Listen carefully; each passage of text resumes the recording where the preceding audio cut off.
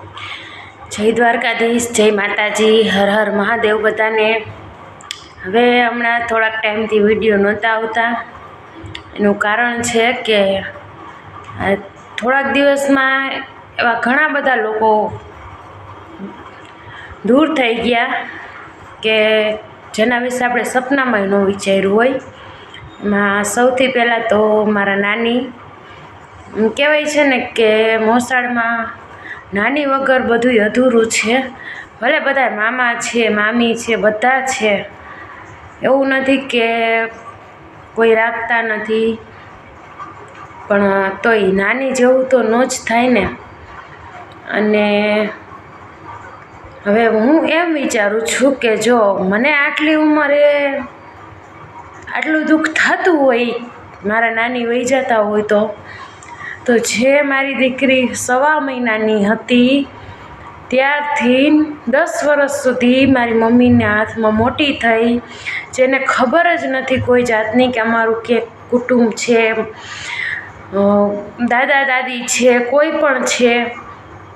એની ઉપર શું વીતતી હશે? આ 2 વર્ષથી એ લોકોએ કે જેના માટે કોઈ શબ્દ જ નથી, જેને ગમે એટલી ગાળું દે ને તો પણ ટૂંકી પડે। હવે એ લોકો એ દીકરી ઉપર શું વીતતું હોય છે કે એક જ ઝાટકે એને અલગ કરી નાખી। પણ એથી ને હદથી વટેલી, એમ કહેવાય ને કે હાવ એટલે હાવ હલકા ગુણમાંથી આવેલું એ સ્ત્રીઓ કે જેનામાં કોઈ માણસાઈ નથી, જેનામાં કોઈ લાગણી નથી, જેનામાં કોઈ દયા નથી, પોતે 2 છોકરાની માયું છે, જેને એટલો વિચાર નથી આવતો કે આ છોકરાઓ, આ બાળકો એની મા વગર કેમ રહેતા હશે, એની મા આના વગર કેમ રહેતી હશે, એને એટલો વિચાર નથી આવતો, બરાબર। હવે એ કોક જો ખાનદાનમાં સારું હોય તો કોક તો એને કહે ને કે બેટા આ રસ્તો ખોટો છે, આ આવું તારે કોઈના બાળકો ઉપર ન કરાય, કાલ સવારે તારા બાળકો આ જગ્યાએ હોય તો।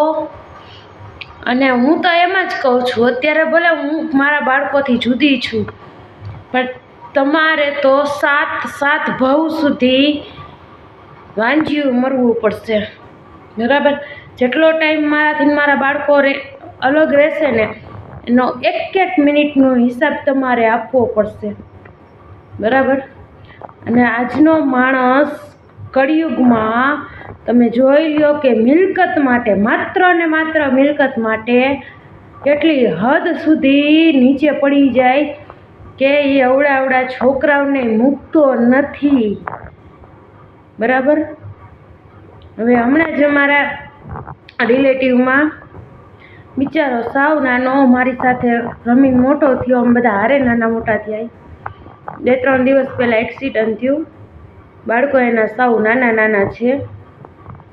હવે જો આવી રીતે રોડ ઉપર માણસો વહી જતા હોય કે જેને જિંદગીમાં કોઈનું ખોટું ન કર્યું હોય, કાંઈ પણ કોઈથી ખોટા રસ્તે હાલ્યા ન હોય, તો તમારા લોકોના શું હાલ થશે એ તો વિચારો જીરીક। ભગવાનનો તો ડર રાખો, ભગવાનનો, માણસોનો ડર ન રાખો તો કાંઈ નહીં, બરાબર। બાકી તમારા જેવા નકટાવને તો ગમે એટલું કાંઈ લાજ શરમ જ, જેને કપડાં જ કાઢીને મૂકી દીધા છે એ લોકોને શું હોય? બાકી ભગવાન ક્યારેય છોડતો નથી, કર્મનો હિસાબ તો બધાને આપવો જ પડે છે।